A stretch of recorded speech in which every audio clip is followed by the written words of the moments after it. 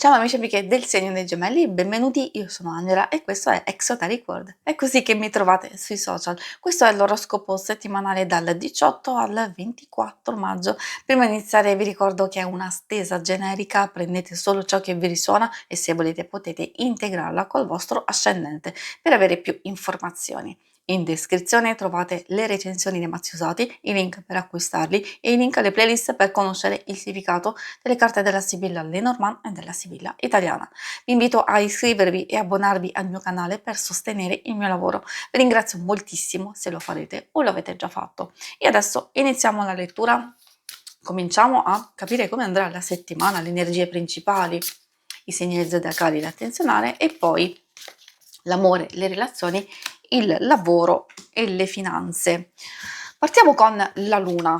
Ha la sua energia di dualità, nel senso che magari per certi aspetti possiamo essere abbastanza o stanchi o provati con le energie un po' basse o ci sono delle situazioni, delle influenze esterne, magari anche intorno a noi, che ci portano una modalità un po' sospettosa, un po' forse stanca, dipende insomma quello che state vivendo. Dall'altro lato è una carta che ci invita ad ascoltare il nostro intuito, ci invita a fare un primo passo, ad uscire dalla nostra zona di comfort, ci sta dicendo di seguire i nostri sogni o comunque di fare un qualcosa per non rimanere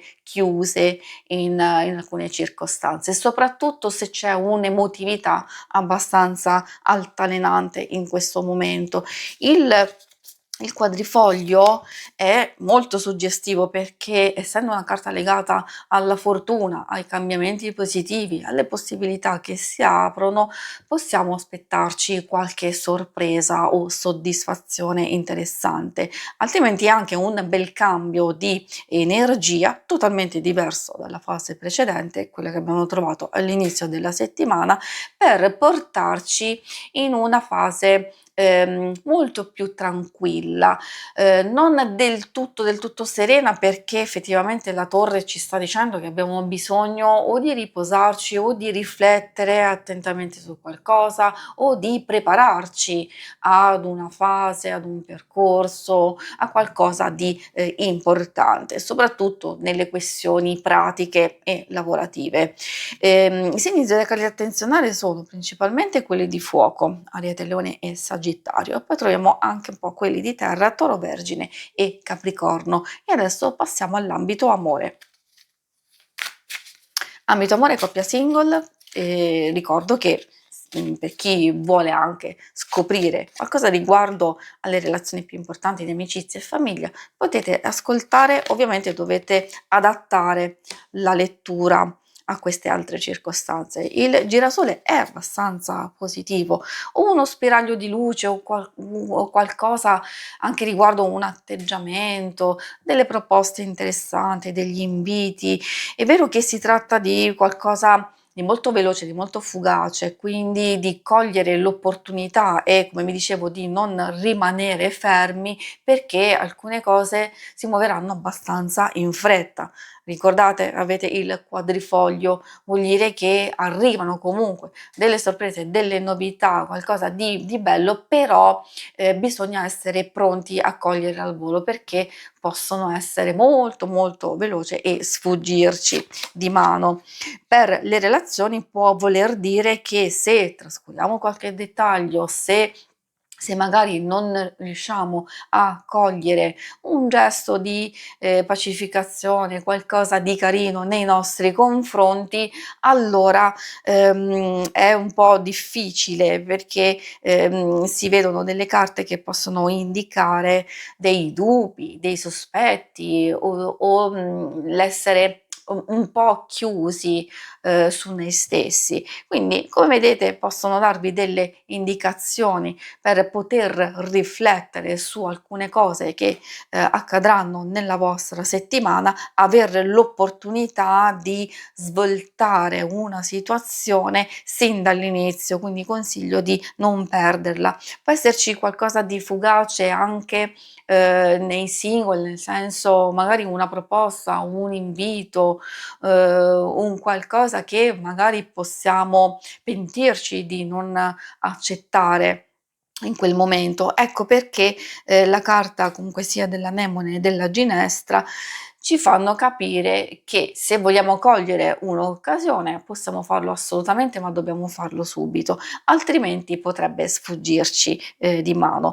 La ginestra, porta in più quella indicazione di avere dubbi e dei sospetti, cioè se noi abbiamo dei pregressi negativi e facciamo fatica a fidarci delle persone, allora questa è la motivazione e la causa che ci fa perdere delle occasioni importanti. Oppure, attenzione, può essere anche il contrario, che magari qualcosa può sembrare in apparenza positivo, però io consiglio di ascoltare l'intuito, perché se già vi sta dicendo e vedete intorno a voi che c'è qualcosa che non va, allora il chiudersi in protezione potrebbe essere l'arma migliore. Quindi, come vedete, qui ci sono delle indicazioni che vi possono aiutare a, far capire meglio cosa può accadere e anche come intervenire.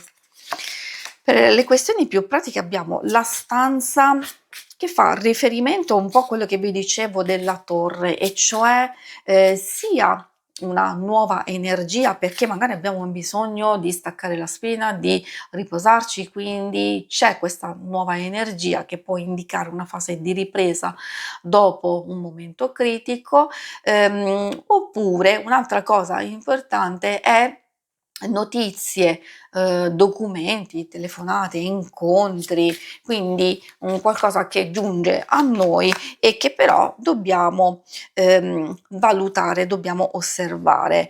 La carta domestico può riferirsi sia a una persona che magari è in grado di aiutarci e di sostenerci con qualche consiglio, anche con qualcosa a livello pratico, però ovviamente è anche una carta che ci porta all'attenzione di non trascurare nessun dettaglio, e quindi anche se le cose tutto sommato possono sembrare tranquille o sotto controllo, meglio attenzionare qualsiasi cosa. Quindi saltano fuori delle opportunità interessanti che possono essere delle nuove proposte, delle nuove indicazioni, dei suggerimenti, o anche e soprattutto per chi è in cerca di lavoro, delle nuove indicazioni, anche persone che vi fanno delle proposte, però bisogna attenzionarle perché per alcuni di voi magari sono abbastanza interessanti, però consiglio di leggere tutte le carte, leggere tutte le indicazioni